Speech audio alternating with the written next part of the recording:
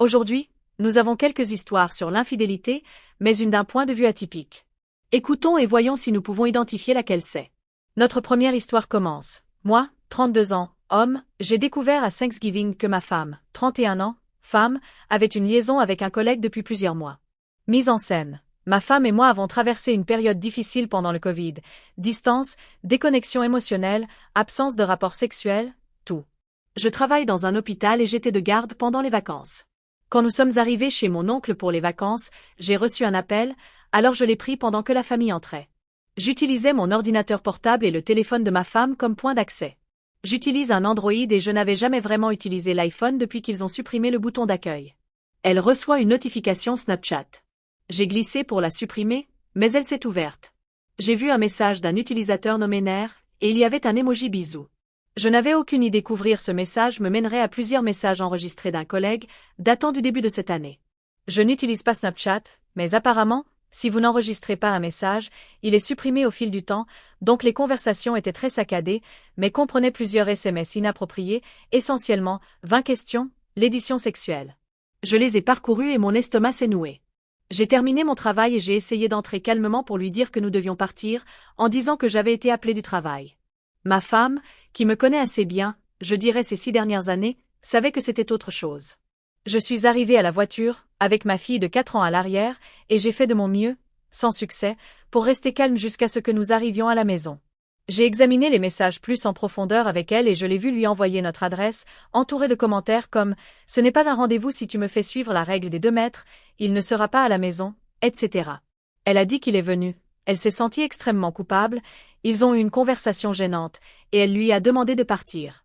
Cela s'est passé en avril. Presque 4 mois de qui sait combien de SMS depuis, la plupart n'ont pas été enregistrés. Les messages sont devenus beaucoup moins fréquents après cela, seulement quelques-uns par mois jusqu'en août, date à laquelle ils se sont arrêtés. J'ai explosé. J'ai appelé Nair, je l'ai confronté à ce qui se passait avec ma femme depuis des mois. Il dit que rien ne s'est passé. Elle dit que rien ne s'est passé. Tout ce que j'ai, ce sont plusieurs mois de flirt sexuel, une photo qu'elle a envoyée d'elle en soutien-gorge et le rendez-vous champêtre prévu chez nous. Alors me voilà, me sentant dégoûtant, indigne, second choix, trahi, surtout, stupide. Elle a menti auparavant. Aller dans des bars en disant qu'elle devait travailler tard, des SMS inappropriés auxquels elle ne répondait pas mais qu'elle ne rejetait pas non plus, des partenaires sexuels qui étaient des amis proches qu'elle me cachait. Je sais que notre mariage était en difficulté. J'admets ma contribution à cela. J'ai arrêté d'être romantique. J. Guard knows conversations courts. Nous nous éloignons. Je ne la blâme pas de vouloir s'égarer, mais nous allons en thérapie ces derniers mois, et je pensais que les choses allaient bien. J'ai recommencé à essayer, et elle aussi. Je n'arrive tout simplement pas à me débarrasser du sentiment que quelque chose de physique s'est passé, même s'ils le nient tous les deux. Comme ce serait stupide de croire ça, n'est-ce pas? J'ai vu mon pire côté ces dernières 24 heures. Elle a affirmé que c'était 60% de connexion émotionnelle avec lui et 40% d'attirance physique, car je me suis laissé aller. Je mesure 1,70 m, je pèse 68 kg et je suis un 6 sur 10 réaliste. Ce type est en forme, plus grand que moi et n'a que 25 ans. Elle est évidemment bouleversée, a supporté mes attaques verbales avec grâce et veut essayer de faire fonctionner les choses. C'est là que j'ai besoin de vos conseils. Reddit, comment puis-je lui refaire confiance? Comment puis-je briser ma famille et perdre au moins la moitié des 14 prochaines années de l'enfance de ma fille? J'ai peur de qui elle amènera autour d'elle. Je ne veux pas perdre mon bébé ou craindre pour son bien-être. Comment puis-je surmonter le fait de ne pas savoir ce qui s'est réellement passé? L'aventure a pris fin il y a 4 mois, de son côté, mais je ne sais pas si je pourrai jamais lui pardonner, sans parler de retrouver un peu d'estime de soi ou de dignité. Même si ce n'était que pour un temps, j'étais le second choix. Mise à jour. Tout d'abord, je ne m'attendais jamais à une réponse aussi approfondie de la communauté et aux différents messages directs et conseils que j'ai reçus, alors merci à tous. Cela m'a aidé à traverser ce qui a été les pires 48 heures de ma vie. Donc, depuis hier, je me suis assis avec ma femme et nous avons passé en revue les détails de toute l'aventure, la raison pour laquelle elle m'a trompée et où nous allons à partir de maintenant. Après cette longue conversation, j'ai contacté directement l'amant. Je sais que c'était un pari très risqué, mais je le connaissais de vue, et sa personnalité. Il était contrit, m'a donné les informations que j'ai demandées et elles correspondaient aux moindres détails que ma femme m'avait donnés. Ce qui aurait pu être de l'huile sur le feu s'est avéré être un petit soulagement. La plupart me qualifieront de stupide. Je comprends, mais je ne pense pas qu'il y ait eu d'aventure physique entre eux. Elle a trouvé l'attention et la confiance qu'elle ne recevait apparemment pas de moi. Eh bien, Ce soulagement a été de courte durée en raison de la conversation qui a suivi avec ma femme. Nous avons passé plusieurs heures à parler de ces problèmes personnels qui ont entraîné sa tension, et je l'ai finalement convaincue que l'honnêteté est la seule voie à suivre à partir de maintenant. Alors, elle a admis, comme c'est le cas pour la plupart des infidèles, que ce n'était pas la première aventure. 2 mois avant sa relation avec Nair, elle a eu la même rencontre avec un autre collègue, sauf qu'au lieu d'un gars gentil, Nair et attentionné, ce type était le mâle alpha, prends ce que tu veux, genre fanfaron avec confiance. Les messages avec lui étaient de nature beaucoup plus graphique et sexuelle, décrivant essentiellement avec beaucoup de détails toutes les choses sexuelles qu'il voulait lui faire. Elle a correspondu, mais a affirmé que la seule chose qui en est résultée était un baiser ivre sur le parking. Oui, je sais. C'est là que je recherche plus de conseils. Pour la première fois de notre mariage, elle m'a dit une dure vérité que je n'ai pas découverte par moi-même. Elle a exprimé sa volonté d'aller en thérapie, de passer des tests au polygraphe, d'admettre ses erreurs et déteste la personne qu'elle est. Oui, je sais, tous les mensonges typiques des infidèles, mais j'ai aussi un problème. Je veux l'aider en tant que mère de ma fille, que je reste ou que je parte. J'ai beaucoup de mal à la laisser à son pire quand elle veut changer. Comment effacer les « et si » ? Et si elle devenait enfin la personne dont je suis tombé amoureux et que j'ai toujours pensé qu'elle était, s'attaquer aux choses qui nous ont ruinés et nous laisser guérir ? Bien sûr, elle pourrait me dire ce que je veux entendre et me tromper à nouveau, mais est-il vraiment impossible que les gens changent et grandissent à partir d'un comportement aussi répugnant ? Vous ne perdez pas la moitié de l'enfance de votre fille, vous la gagnez. Si vous ne partez pas, elle grandira dans une famille avec 2 parents qui ne se respectent pas. Ce sera misérable pour vous tous. Mais, si vous vous séparez, la moitié de la vie de votre fille, vous pourrez être avec elle, juste vous deux, et toute autre personne que vous choisirez d'ajouter à votre famille. Histoire 2. Notre deuxième histoire commence à peu près comme ça. J'ai annulé notre mariage.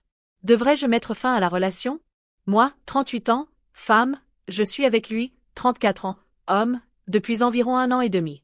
Nous nous connaissions depuis des années par le biais de mon travail. Il m'a demandé en mariage en octobre et nous prévoyons de nous marier en juin. Nous ne prévoyons pas un grand mariage, nous avions juste besoin de régler quelques détails, comme déménager dans un appartement plus grand d'abord. Avertissement, cela va être long. Quelque chose que je dirais à son sujet, c'est qu'il est extrêmement loyal. Il ne trompe pas, il ne flirte même pas. Il fait les petites choses chevaleresques qui sont en train de devenir un art mourant, comme toujours m'ouvrir les portes de la voiture, même quand je conduis. Le plus gros problème que j'ai eu, c'est qu'il peut parfois agir de manière un peu immature. Je blâme sa mère à bien des égards.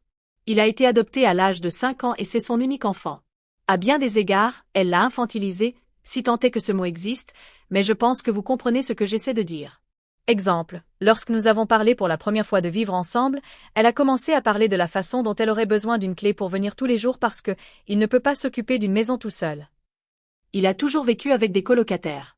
Elle l'a couvert, lui faisant tout, même à l'âge adulte. Il ne sait pas cuisiner, je lui ai appris, et il ne savait pas faire la vaisselle à la main quand nous nous sommes rencontrés.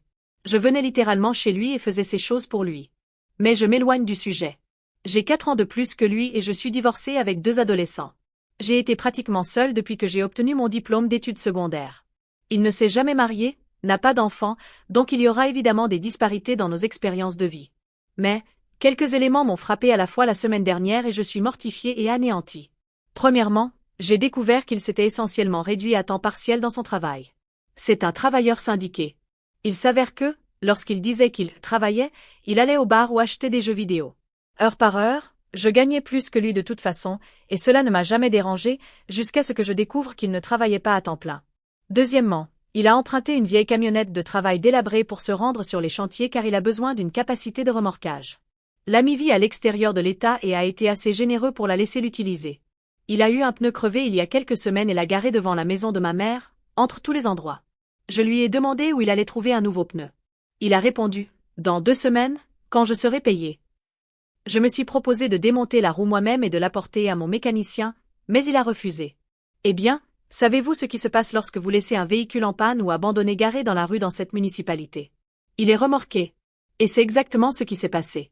Et, dans notre État, seul le propriétaire enregistré peut récupérer le véhicule ou son contenu, et il doit se présenter en personne. Chose difficile lorsque le propriétaire est à 2 États de distance. Maintenant, son ami est furieux parce qu'il devra payer le remorquage et le stockage, et après 7 jours, le véhicule sera saisi et un privilège y sera appliqué. Après 30 jours, il sera vendu aux enchères. C'est alors que j'ai appris par un vieil ami à lui que ce n'est pas la première fois qu'il fait quelque chose comme ça. Quelque chose se brise, au lieu de le réparer, il abandonne simplement le véhicule. Mais ce n'est pas la pire partie. Lorsque nous nous sommes fiancés, mon frère lui a offert un fusil de chasse héritage qui est dans notre famille depuis 120 ans. Il appartenait à mon arrière-arrière-grand-père et il nous l'a finalement transmis à moi et à mon frère lorsque notre père est décédé il y a 3 ans. C'est une relique, on ne peut plus la tirer sans une restauration majeure, mais quand même, c'est quelque chose que mon père aurait voulu que j'aie et que je transmettrai éventuellement à mes enfants, car il n'a vraiment rien de tout cela de sa famille. J'ai pensé que c'était un geste vraiment touchant de la part de mon frère. Il s'avère qu'à un moment donné, il a décidé qu'il ne voulait pas d'armes dans la maison, l'a sortie du placard sans me le dire et l'a mise sur le siège arrière de cette stupide camionnette, qui a été remorquée, le propriétaire étant incapable de revenir pour la récupérer. J'étais absolument hors de moi. J'étais extrêmement proche de mon père, et lorsqu'il est mort, il n'avait pas beaucoup de biens matériels à nous laisser. Mon frère était naturellement contrarié, plus déçu, blessé et en colère. Nous avons tout essayé pour récupérer l'arme, mais les lois dans cet État sont strictes. Nous ne pouvons pas accéder aux biens personnels qu'il contient sans la présence du titulaire du titre. J'ai annulé nos fiançailles immédiatement. J'ai mis fin à la relation et j'ai déménagé. Quelques jours plus tard, j'ai eu une réunion privée avec lui. Je l'ai réprimandé pour son comportement dans tout cela, je lui ai rappelé qu'il avait 34 ans et qu'il était temps de grandir. Ses actions infantiles ont coûté à 2 personnes leurs biens, dont l'un ne peut être remplacé. Je lui ai fait remarquer que je savais qu'il manquait au travail et dépensait de l'argent qui était censé être pour notre nouvel appartement, qu'il était parfaitement heureux de dépenser mon argent, mais qu'il avait la logique d'un enfant de 10 ans lorsqu'il s'agissait de dépenser son argent. Nous n'avons pas parlé pendant plusieurs jours, à part me faire savoir qu'il était revenu à un horaire de travail à temps plein. Il vend ses affaires de jeux vidéo et va rembourser son ami pour la camionnette. Il s'est excusé et a promis qu'il essayait de changer. Il n'a jamais été violent de quelque manière que ce soit, juste enfantin. Je suis déchirée, parce que je l'aime vraiment. Je veux être avec lui, mais pas tant qu'il n'aura pas prouvé qu'il peut se comporter comme un adulte. Je ne sais pas si je lui pardonnerai un jour d'avoir perdu l'arme de mon arrière-arrière-grand-père. S'il vous plaît, ne soyez pas cruel. Mes nerfs sont déjà assez mis à mal. Mise à jour, waouh, cela a explosé très vite. Beaucoup de bons conseils, beaucoup de conseils critiques et beaucoup de questions. Premièrement, je n'étais pas au courant de la situation professionnelle avant la semaine dernière. Je ne savais pas non plus qu'il avait des antécédents d'abandon de véhicules lorsqu'il tombait en panne avant la semaine dernière. Nous avons toujours d'autres véhicules, c'est juste celui-ci qu'il a décidé d'abandonner. Deuxièmement, je dois répéter que je n'avais pas l'intention d'avoir des enfants. Je ne peux littéralement plus en avoir, donc c'est hors de question.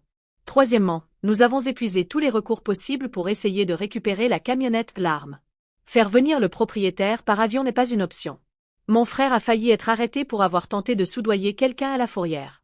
Et aucune ordonnance du tribunal, procuration, transfert de titre ne se produira assez rapidement pour régler cela. L'arme est partie et nous ne pouvons pas la récupérer. Enfin, j'apprécierais vraiment que certains d'entre vous arrêtent de me traiter de « soif » et de « désespéré », simplement parce que je me demande s'il vaut la peine de sauver une relation qui était plutôt bonne jusqu'à ce que certaines de ces révélations soient apparues la semaine dernière. Cela ne signifie pas que je me lance dans une relation sérieuse avec chaque homme que je rencontre ou que je suis désespéré pour un homme. Je n'essaie pas de procréer davantage, donc il n'y a pas de calendrier. Je n'ai pas eu de rendez-vous sérieux pendant 10 ans et je me débrouillerai parfaitement si je n'en ai pas pendant 10 ans de plus. Merci. Mise à jour 2, non, sa mère n'avait pas de clé de notre appartement. Mise à jour 3, non, je ne peux pas acheter la camionnette et aller la chercher. Il doit encore la signer, la faire certifier par un notaire et me l'envoyer par la poste. Ensuite, je dois la signer, la porter au DMV, la mettre à mon nom et attendre que le nouveau titre arrive par la poste. Il est trop tard pour ça. Histoire 3. Eh bien, c'est une fin abrupte pour cette histoire. Bref. Continuons. Notre troisième histoire, découvrir que j'étais l'amant. Est-ce que cela donne un indice sur l'histoire qui est la perspective différente? Voyons comment cela se passe. Je vais rester très vague pour éviter l'identification, mais voici le cœur du problème. J'ai rencontré mon ex il y a 4 ans. Nous sommes restés ensemble pendant 2 ans. Elle avait déménagé de sa ville à la mienne, qui sont à l'opposé du pays. Elle est venue ici pour travailler et elle est venue seule, sans famille. Elle m'avait dit qu'elle était en couple depuis qu'elle était très jeune, 17 ans, et qu'ils ont vécu ensemble pendant 13 ans. Elle l'a surpris dans une aventure émotionnelle et n'a pas pu lui pardonner, et elle l'a quitté, et c'est ainsi qu'elle s'est retrouvée dans ma ville 1 an avant notre rencontre. Nous sommes tombés amoureux rapidement et tout semblait parfait, sauf une chose étrange. Une fois par mois, comme sur des roulettes, elle commençait une grosse dispute pour rien, puis devenait triste et me demandait de la quitter. J'ai toujours pensé que c'était une conséquence de l'infidélité qu'elle avait subie, alors j'ai essayé de la rassurer à chaque fois que je l'aimais et que je ne lui ferais pas de mal. Cependant, la réalité était bien différente. Elle avait une tonne de secrets que j'ai découverts petit à petit, et la culpabilité qu'elle ressentait parfois était la raison pour laquelle elle voulait me pousser à rompre avec elle. Elle mentait sur son nom. Je l'ai toujours connue sous le nom de A, puis j'ai découvert que son vrai nom était M. Elle a dit que c'était parce qu'elle avait honte de son vrai nom et que tout le monde l'appelait par son nom choisi. Cette partie était vraie, alors je l'ai laissée passer. Elle m'a dit qu'elle n'avait pas d'enfant, l'un des premiers mensonges qu'elle a dit, mais que j'ai découvert à la fin. Elle a menti sur le fait de ne jamais s'être mariée avec le gars avec qui elle a vécu pendant 13 ans. Elle était mariée. Et elle a dit qu'elle avait menti à ce sujet à cause de la stigmatisation d'être une femme divorcée. Je l'ai cru. Elle a menti à nouveau, cette fois sur le fait d'être divorcée. Elle n'a jamais légalement divorcé de son mari. Elle a dit qu'elle avait menti à ce sujet parce qu'il ne lui accordait pas le divorce. Dans mon pays, les deux parties doivent être d'accord avec le divorce. Sinon, le processus peut s'enliser pendant des années, et elle avait peur qu'il ne l'accepte pas à cause de son état civil. Je n'étais pas content de cela, mais j'ai convenu que c'était quelque chose que nous pouvions résoudre tant qu'il n'y avait plus de secret. Elle a juré qu'il n'y en avait pas, et nous avons convenu de quelques changements pour faire avancer la relation et dissiper tout doute que j'avais encore. Grosse erreur. Finalement, un nouveau gars est apparu. Par coïncidence, il était son voisin lorsqu'ils étaient enfants dans sa ville natale. Donc, au début, je pensais simplement qu'ils étaient amis.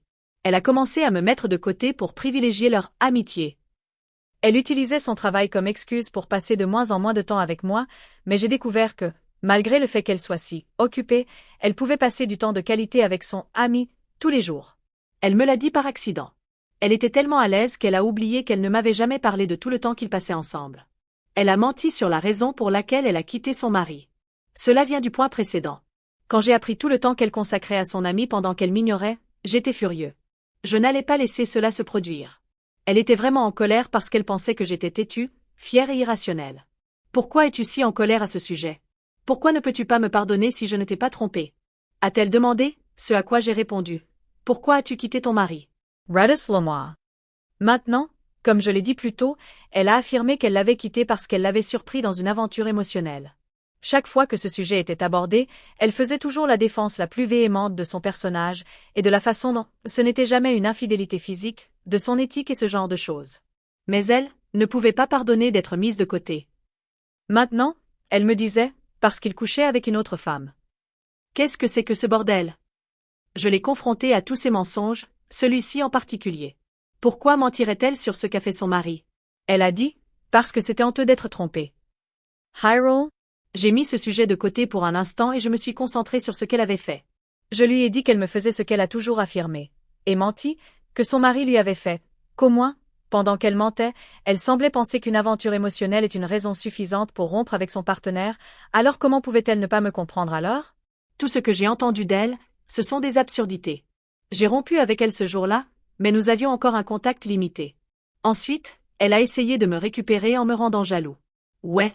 Un jour, elle a posté sur ses réseaux sociaux une photo d'elle et d'un homme que je ne connaissais pas, assis sur son lit. Il l'embrassait sur la joue. Je l'ai immédiatement bloqué. Elle a essayé de me contacter à nouveau par tous les moyens qui lui sont venus à l'esprit, mais je ne lui ai jamais donné une autre chance de parler. Elle m'a envoyé quelques emails dans lesquels elle expliquait, la photo, un ami, a-t-elle dit, qui lui a dit que c'était la façon de me récupérer, je lève les yeux au ciel et je me gifle le visage, et aussi subtilement menaçant de se suicider. Je n'ai jamais répondu.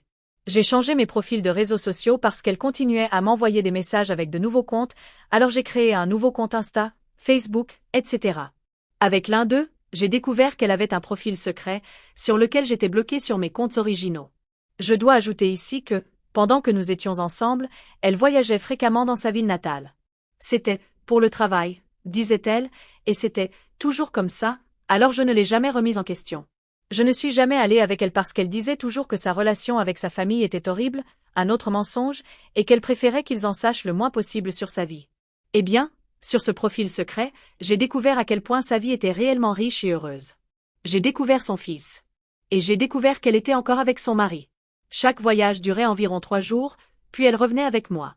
Vous vous demandez maintenant, comment ne l'avez-vous pas appris plus tôt? Elle devait être en contact avec son fils, son mari et toute cette famille qu'elle aimait apparemment tellement. N'y a-t-il pas eu d'appels téléphoniques étranges, se cachant pour répondre à des SMS ou d'autres comportements suspects? Eh bien, je n'ai pas de réponse pour vous. Je ne sais pas comment diable cela s'est produit. Chacun de nous avait son propre logement, ce qui lui donnait beaucoup d'intimité pour faire ces choses. Mais quand même, nous passions la plupart du temps ensemble. Je ne sais toujours pas comment elle a réussi à tout cacher. Peut-être étais-je trop stupide pour voir plus loin que le bout de mon nez. Je n'arrivais pas à croire l'ampleur de ses mensonges. Elle a même nié son fils. Qui fait ça? J'ai rassemblé toutes les preuves que j'avais de notre relation et je les ai envoyées à son mari. D'une manière ou d'une autre, ils sont toujours ensemble. Après 2 ans, je pense que j'ai enfin passé à autre chose. Je me suis souvenu de tout le drame récemment et j'ai découvert que cela ne me faisait plus mal. Je ne sais pas quand cela s'est produit, mais en essayant de me souvenir de la dernière fois que je me suis senti vraiment misérable, il semblait que c'était il y a toute une vie. Je commence à reprendre ma vie, même avec la pandémie qui ralentit tout, mais au moins je suis déjà au bout du tunnel. N'oubliez pas d'aimer et de vous abonner, et activer la cloche de notification pour ne pas manquer notre prochaine vidéo. À bientôt!